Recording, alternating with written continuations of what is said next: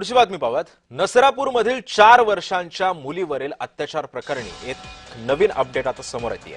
चिमुकलीचा शवविच्छेदन अहवाल आता समोर आलाय। नराधमानं मुलीचा आवाज दाबण्यासाठी तोंडात मोजा कोंबला होता। चिमुकलीच्या छातीवरही जखमा आढळलेल्या ससून रुग्णालयाचा प्राथमिक अहवाल आता प्राप्त झालाय। निर्घृणपणे हत्या केल्याचा शवविच्छेदन अहवालातून उघड झालाय। त्यामुळे नसरापूरमधल्या चिमुकलीच्या पोस्टमार्टम जो रिपोर्ट होता तो अखेर आता समोर आलेला आहे। ससून रुग्णालयानं हा प्राथमिक दावा केलेला आहे। जेव्हा मुलीवरती अत्याचार सुरू होता तेव्हा या नराधमानं तिच्या तोंडामध्ये सॉक्स कोंबलेला होता। या मुलीच्या छातीवर सुद्धा जखमा आढळल्या होत्या।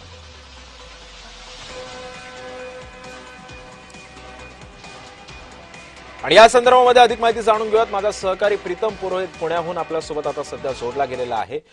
प्रीतम, आपण बघतोय की या प्रकरणी अनेक नवनवीन खुलासे आता समोर येत आहेत, नवीन माहिती समोर येते। नुकतंच पोस्टमार्टमचा अहवाल सुद्धा ससून रुग्णालयानं समोर आणलेला आहे। प्राथमिक अहवाल आहे हा। काय काय अजून या अहवालामध्ये, कारण हे सगळं अतिशय भयावह आहे। जसजशी ही माहिती समोर येते तसंच अंगाचा थरकाप उडतोय। काय अजून माहिती आहे या पोस्टमार्टम अहवालामध्ये? अजून कोणकोणत्या गोष्टी नमूद करण्यात आलेल्या आहेत?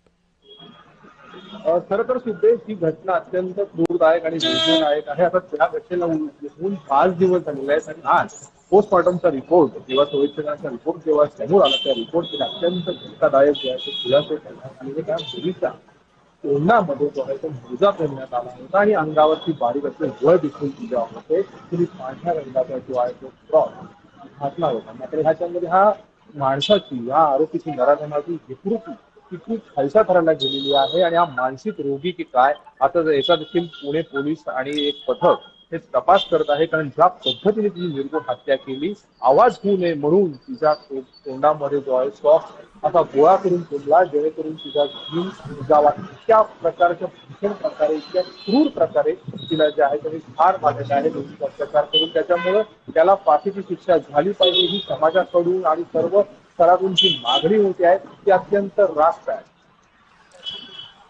नक्कीच। पण प्रीतम, या सगळ्या एकंदरीतच हा जो प्राथमिक अहवाल जो आता सध्या समोर आलेला आहे, आणखी कोणता अहवाल या निमित्तानं समोर येणार आहे का? आणि जर आला तर याच्या आधीचा जो अहवाल आहे जो आता नुकताच माध्यमांसमोर आलेला आहे, आणखीन कोणकोणत्या बाबी आहेत यामध्ये नमूद करण्यात आलेल्या, आणि आता यानंतरची पोलिसांची पुढची भूमिका काय असणार आहे या सगळ्या प्रकरणी? ज्या दिवशी घटना घडली त्याच्या काही तासांमध्येच आरोपीची ओळख पटवण्यात आली आणि आरोपी त्या नराधमाला ताब्यात घेण्यात आला। त्याच्यानंतर त्याला कोर्टापुढे हजर करण्यात आला आणि कोर्टाने त्याला 7 मे पर्यंत जे पोलीस कोठडी ठोठावण्यात आली आहे। दुसरीकडे पुणे ग्रामीण पोलिसांनी तपास पथक देखील तयार केलंय। फॉरेन्सिक लॅब देखील आता सगळ्या गोष्टी तपासण्या करत आहेत। त्याच्या काही तपासण्या राहिलेल्या आहेत, काही रिपोर्ट त्याचे अजून येणं बाकी आहे। त्या पद्धतीने हा सर्व तपास सुरू आहे आणि आणखी धक्कादायक खुलासे हे पुढच्या तपासणीमध्ये आणि तपासामध्ये आपल्या समोर येतील सूत्रांकडून। कारण हा रिपोर्ट आता पब्लिक करता येणार नाहीये। पोलिसांनी सांगितलंय ज्या पद्धतीने ह्या सगळ्या गोष्टी पीएम झालं ते देखील वेदनादायी होतं आणि ज्या गोष्टी सगळ्या कळल्या त्या देखील माध्यमांसमोर कितपत मांडणं हे फार भीषण पद्धतीने सगळं झालेलं आहे। मात्र ज्या गोष्टी सांगण्या गरजेचं आहे त्या गोष्टी सांगितल्याच पाहिजेत। या आरोपीला फाशीची शिक्षा झाली पाहिजे। तपास सुरू आहे आणि त्याच्या आणखीन तपासण्या देखील आता होत आहेत आणि 7 तारखेला जेव्हा हे तपास तैनात करण्यात आलेले जे तपास पथक तयार करण्यात आलंय ते देखील कोर्टामध्ये तितक्या स्ट्रॉंग जे पुरावे मांडेल आणि प्रकरण संवेदनशील आहे। त्याच्यामुळे आता आरोपीची नक्की सुटका होणार नाही। मात्र त्याला कठोरात कठोर शिक्षा कशा पद्धतीने होईल त्याचा सगळा आता पोलीस। नक्कीच प्रीतम, त्यामुळे एकंदरीतच आता या सगळ्या प्रकरणाअंती नेमकी काय माहिती आणखी समोर येते आणि या आरोपीला काय नेमकी शिक्षा होते सुद्धा पाहणं येत्या काळामध्ये महत्त्वाचं असणार आहे। धन्यवाद तू दिलेल्या सविस्तर माहितीबद्दल।